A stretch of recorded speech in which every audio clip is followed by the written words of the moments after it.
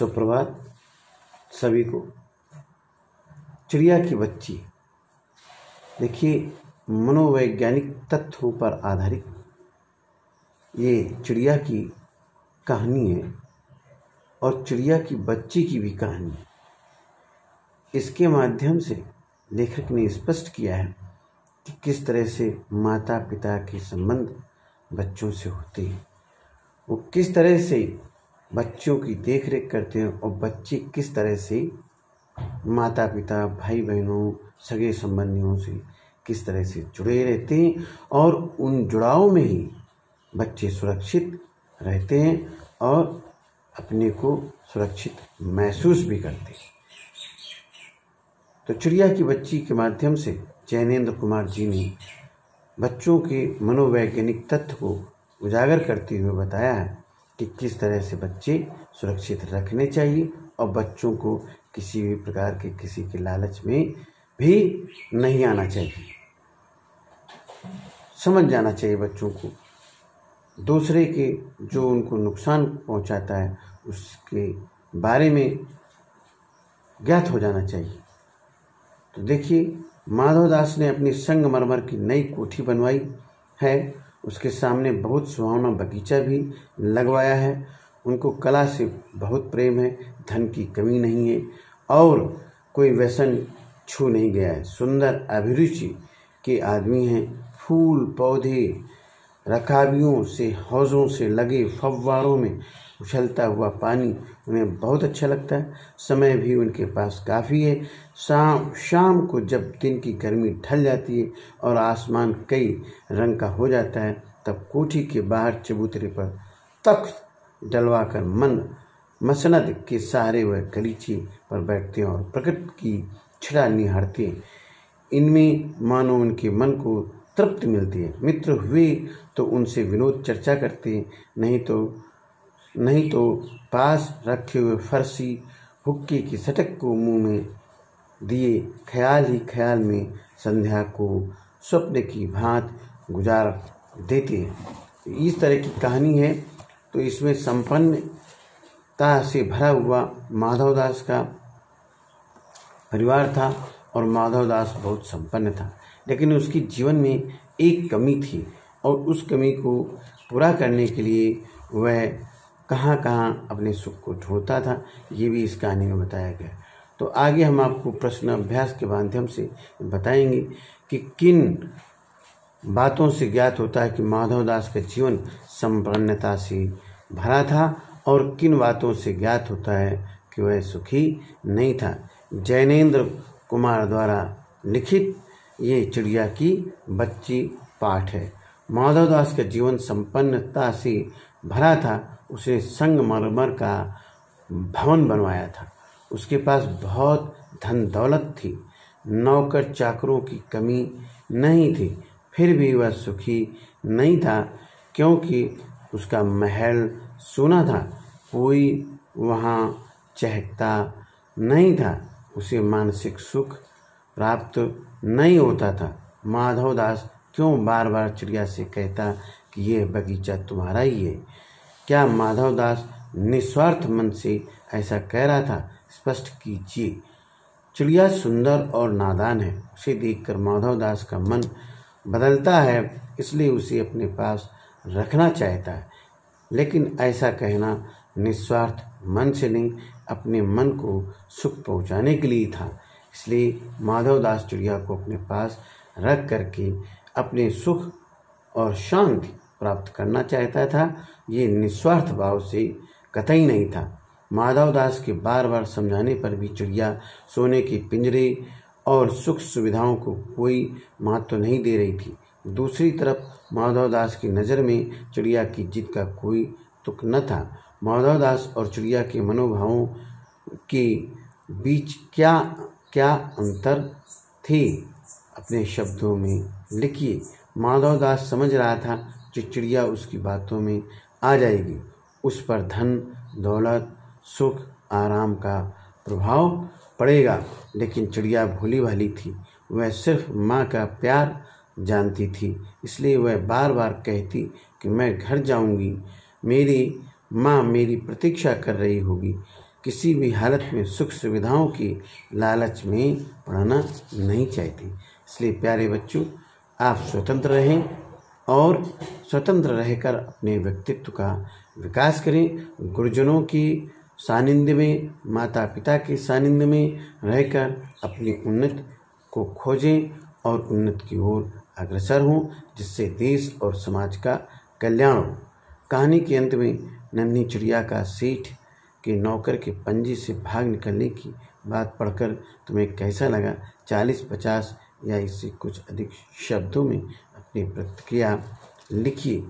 नौकर के पंजे से भाग निकलकर चिड़िया अपनी माँ की गोद में जाकर सुबकने लगती है। यह बात सुनकर मुझे बहुत अच्छा लगा, नहीं तो वह सोने की पिंजड़े में बंदी बन जाती। वह स्वतंत्र रहना चाहती, उसे सिर्फ माँ का प्यार चाहिए। धन दौलत सुख सुविधाओं से उसका कोई मतलब नहीं है। हम पंछी उन मुक्त गगन की पिंजरबद्ध न गा पाएंगे। कनक तीलियों से टकराकर पुलकित पंख टूट जाएंगे। हम बहता जल पीने वाली मर जाएंगे भूखे प्यासे। कहीं भली है कटुक निवोरी कनक कटोरी की मैदासी। इसलिए स्वतंत्रता हमारा जन्मसिद्ध अधिकार है। माँ बेटी बाट देखती होगी, नन्ही चिड़िया बार बार इसी बात को कहती है। आप अपने अनुभव के आधार पर बताइए कि हमारी ज़िंदगी में माँ का क्या महत्व है। आप चिड़ियों की आवाज़ भी सुन सकते हैं इस समय। माँ के प्यार के बिना हमारे जीवन में सुख चैन नहीं है। माँ के बिना हमको कुछ भी अच्छा नहीं लगता। माँ हमारे लिए सब कुछ करती है।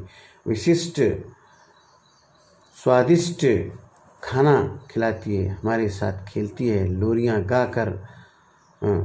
गाकर सुनाती है। हमारी माँ ही हमारे लिए सब कुछ है। इस कहानी का कोई और शीर्षक देना चाहें तो आप क्या शीर्षक देना चाहेंगे और क्यों?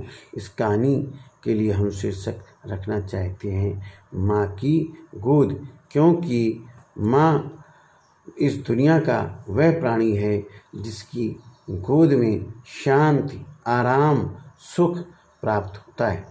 और अब आप कहानी के आगे भी आप समझ लें। इस कहानी में आपने देखा कि वह चिड़िया अपने घर से दूर आकर भी फिर अपने घोंसले तक वापस पहुंचना चाहती है। मधुमक्खियों, चींटियों, ग्रह नक्षत्रों तथा प्रकृति की अन्य विभिन्न चीज़ों में हमें एक अनुशासनबद्धता देखने को मिलती है। इस बात की स्वाभाविक अनुशासन का रूप आपको कहाँ कहाँ देखने को मिल सकता है, उदाहरण देकर समझें। सूर्य समय पर उदित होता है और समय पर सूर्यास्त होता है। विभिन्न ऋतु भी समय पर आते जाते हैं। इस प्रकार प्रकृति का प्रत्येक प्राणी अनुशासन का पालन करता है। सोच कर लिखिए कि यदि सारी सुविधाएं देकर एक कमरे में आपको सारे दिन बंद रहने को कहा जाए तो आप स्वीकार करेंगे? आपको अधिक प्रिय लगेगा या स्वाधीनता या प्रलोभनों वाली पराधीनता? ऐसा आपको कौन सा अच्छा लगेगा? पराधीन व्यक्ति को सपने में भी सुख नहीं मिलता है। नीचे कहा गया, पराधीन सपने में सुख नहीं, क्योंकि किसी को पराधीन बनाने की इच्छा रखने वाला व्यक्ति स्वयं दुखी होता है। वह किसी को सुखी नहीं कर सकता, क्योंकि पराधीन व्यक्ति सुख के अपने सपने देखना नहीं चाहेगा। क्योंकि पराधीन व्यक्ति सुख के सपने देखना ही नहीं चाहता, क्योंकि पराधीन व्यक्ति को सुख के सपने देखने का भी अवसर नहीं मिलता। जब कोई भी प्राणी गुलाम बनकर रहना, कोई भी प्राणी गुलाम बनकर रहना नहीं चाहता। जो गुलाम है वह अपने सपने में भी सुख नहीं सोच सकता।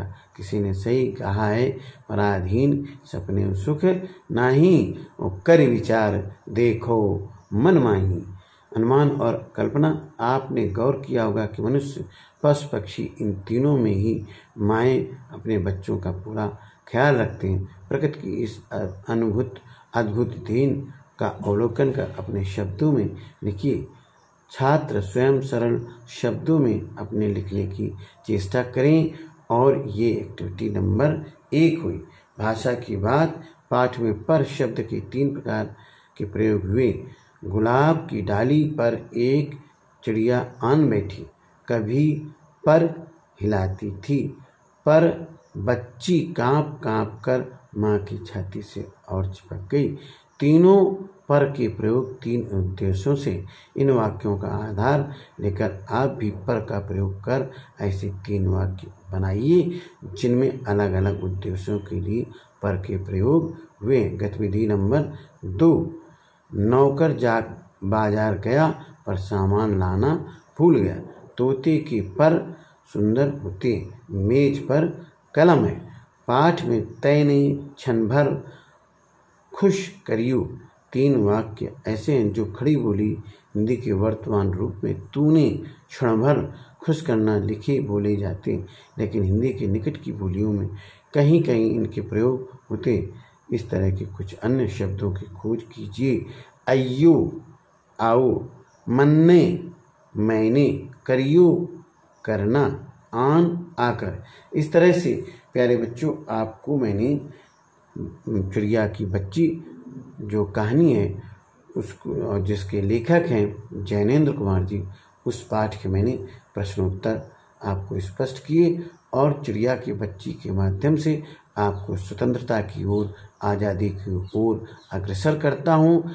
आपका स्वतंत्रता जन्मसिद्ध अधिकार है, इसलिए आप आज़ादी के लिए, अपने ज्ञान के लिए संघर्ष करिए और संघर्ष करते ही आपको उन्नति के शिखर पर पहुंचना है। जय हिंद, जय भारत। तब तक के लिए आपका दिन रात्रि मंगलमय हो। सुखद सपनों के साथ भारत के सपनों में आप 4 चांद जोड़ दीजिए। बहुत बहुत धन्यवाद। डॉक्टर संतोषी लाल कमार।